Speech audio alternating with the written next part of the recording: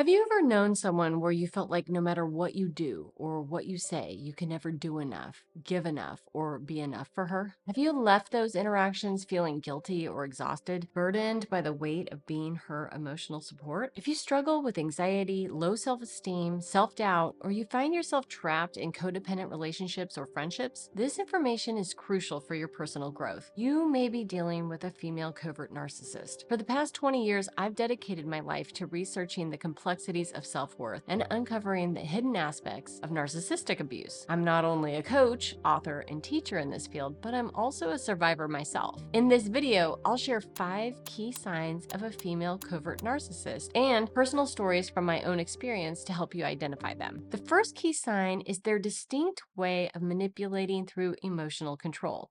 Unlike overt manipulation, what you'll often encounter is a more subtle form: passive aggressive behavior, fabricated conflicts, and an unrelenting pressure to prove your worth. This is a cycle that exhausts and diminishes, turning your efforts into a never ending quest for approval and acceptance. You're probably not going to see this overt manipulation. Instead, you're going to experience passive aggressive behavior where you feel punished, but you don't know why. You'll be the target of fabricated conflicts where you did nothing wrong, but all of a sudden, you'll find yourself in trouble and feel the need to apologize or to work harder to stay in their good graces. Female covert narcissists are masters at making you feel like you need to prove your worth, putting you into this endless cycle of feeling like you have to perform, serve, achieve, and give to earn their love.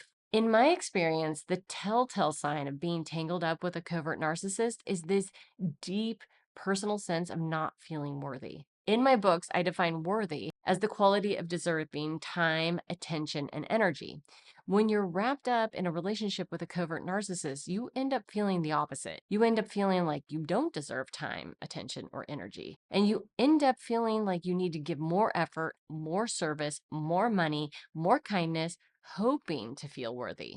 And covert narcissists love this. And they want to keep you trapped in this cycle. The key to coping with this type of manipulation is to find ways to reinforce a separate sense of self or a separate identity that is independent of the narcissist's validation. Practice saying no to demands that drain your resources or violate your values. Remind yourself that your worth does not depend on someone else's approval or recognition. Now, on to the second key sign of a female covert narcissist: the issue of boundaries and control. This aspect takes us deeper into how she subtly infiltrates and dominates various aspects of your life. With a female covert narcissist, you might miss this sign because when you're naturally empathetic like you and me, we often are way too willing to give up pieces of ourselves to make someone else happy. A covert narcissist will disregard your boundaries and try to elicit pity or guilt trip you into giving them what they want. When you say no, they won't listen. If you say you're not available, they'll insinuate that you're being selfish. They'll apply double standards where they're allowed to have privacy. They are allowed to not be available. They are allowed to say no, but you will always feel subtly punished, devalued, or demoted for trying to have any square inch to yourself. The female covert narcissist wants to control every aspect of your life and your decisions, but she won't just come out and say it. No, she'll disguise it as care, concern, or worry. She'll be like, "Oh, I just worry about you." And you'll feel that pit in your stomach like you're stuck and there's no way out. The way that I experienced this with my mom was that I felt consumed with guilt and burdened with a false sense of responsibility for her. I felt like her feelings, her mental health, her money issues, her tantrums were my problem. That if I'd done something she didn't like, that I was actually directly causing her to suffer. I was terrified of letting her down and disappointing her, but not because I valued her opinion. I was more afraid of the emotional punishment that I'd have to endure if I didn't do what she wanted. I didn't see it for what it was: my mother trying to control and dominate me. Instead, I thought it was a me problem, where I constantly tried to measure up so that I wouldn't be penalized. The key to dealing with this type of control is to firmly establish and assert your boundaries. Boundaries are simply clear communication of what works for you and what doesn't. It's not about being confrontational. It's about being assertive and respectful to your own needs. Boundaries are hard and uncomfortable, especially when you're new at them, but with practice and time, the investment becomes empowering. Let's move on to the third key sign: emotional impact and erosion of self-worth. This sign is about the subtle ways that covert narcissists can compare you to others and diminish your efforts, often leading to a profound impact on your self-esteem. This aspect is particularly insidious because it targets the very core of your identity, your sense of self-worth. They're smart about how they do this. It's not going to be all the time. They'll take a dig at you just when you're feeling a little bit insecure or just when you're looking for a little bit of support. Or on the flip side, in one of those chance moments where you're feeling pretty good about yourself, they'll jab you with an unexpected insult just to keep you off balance. You might find yourself constantly being compared to others, or your efforts and achievements might be consistently belittled or overlooked. And this continuous undermining can lead to a significant erosion of your self-esteem. I remember years ago telling my friend about starting my coaching business. I'd just been on Oprah and I was like over the moon about my career. And she said with a laugh, "I can't even imagine anybody hiring you. Look at your life." And I just stood there like stunned.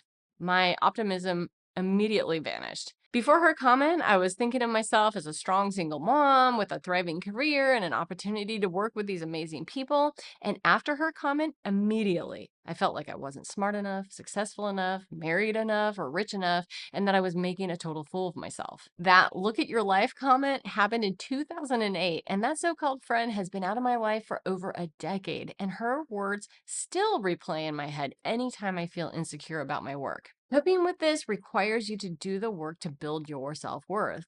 You build your self-worth by investing in yourself, by giving time, attention, and energy to what you love, to what you desire, to what you need. It means that you do your best to silence those old voices, old criticisms, and hurtful memories so that you can live the life that you deserve. Start by doing small things that make you feel proud of yourself. Acknowledge your efforts and be kind to yourself. Remember, the hurtful words and comparisons from narcissists are reflections of their issues, not yours. They do not define your worth, you do. Moving on to the fourth key sign, communication and defensiveness. This is where the covert narcissist tactics become especially evident in how they handle conflicts and conversations. In interactions with a female covert narcissist, you might notice that they often dismiss, minimize, or completely shut down your attempts at communication. But they won't do this all the time, and this is what's confusing.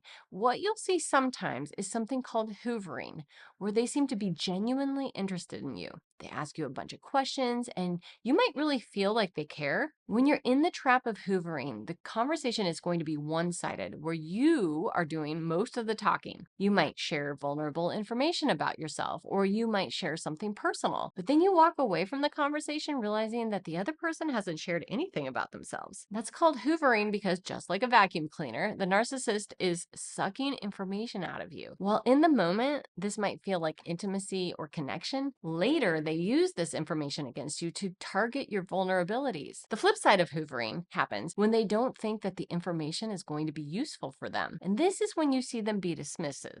They'll cut you off, interrupt you, or completely ignore you. Now, if you have a criticism or something that you want to discuss about their behavior, or if you want to talk about a way that they've hurt you, they instantly become wounded victims.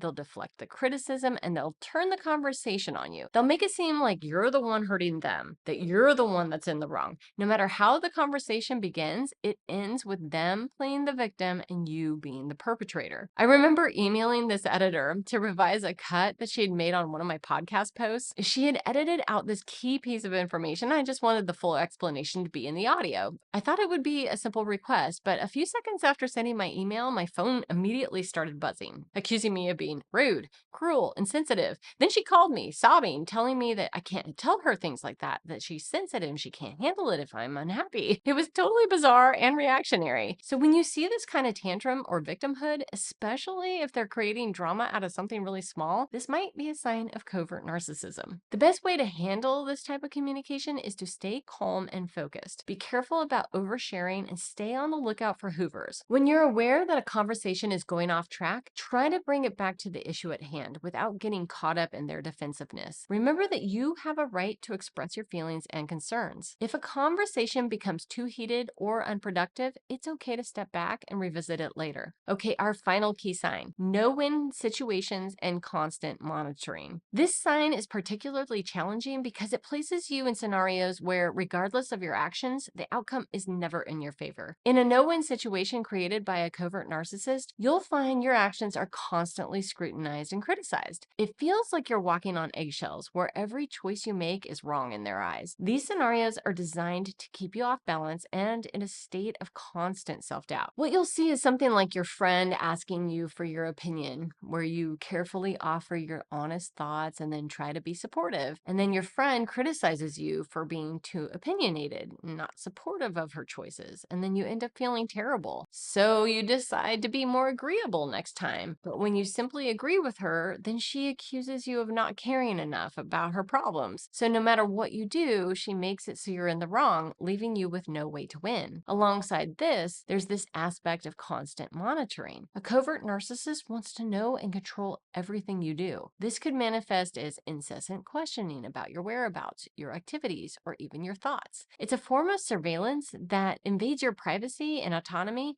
leaving you feeling trapped and suffocated. I experienced this years ago on a road trip. I was with a few friends having a blast when out of the blue, I got a Facebook message that gave me this instant gut punch, feeling like I was doing something wrong or like I was in trouble. This was a supposed friend asking me who I was with and why I didn't invite her. And I wasn't feeling that angsty knot in my stomach because I felt like I hurt her feelings. No, it was because I broke the rules and I knew it. I was supposed to tell her where I was. I was supposed to tell her who I was with.